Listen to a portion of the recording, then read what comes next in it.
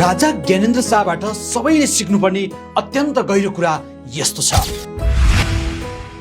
यति बेला सामाजिक सञ्जाल र सञ्चार माध्यमहरूमा राजा ज्ञानेन्द्र शाहको चर्चा सुरु भएसँगै हिजो ज्ञानेन्द्र राजाले गद्दी छोडेदेखि आजसम्म राजाको त्याग, समर्पण र आफ्नो देशप्रतिको मायाको सबैले चर्चा गर्न थालेका छन्।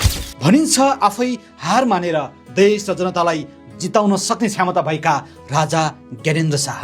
कतिपयले भन्ने गर्छन् सबैजना जित्न चाहन्छन्, कसैलाई पनि हार मान्न मन पर्दैन, तर राजा ज्ञानेन्द्रलाई जित्ने लोभ थिएन। उहाँले सहजै हार मानेर देश र जनतालाई जित्न दिनुभयो।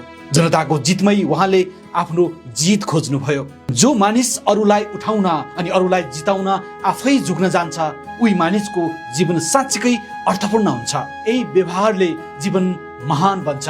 त्यसैले श्री 5 ज्ञानेन्द्र वीर विक्रम शाहलाई अहिलेको जेएनजी पुस्ता, नागरिक सरकार र सर्वदलीय सहमतिमा देश, जनता र हाम्रो धर्मको रक्षाका निमित्त राष्ट्रपतिको ठाउँमा राज संस्थाका लागि सहमति जुटाउन ढिला गर्न नहुने जानकारहरू बताउँछन्। कि साँच्चीकै नेपालमा पुनः राज संस्था स्थापना गरी तेस्रो पटक ज्ञानेन्द्र शाह राजा बन्ने सम्भावना नजिक पुगेको हो त?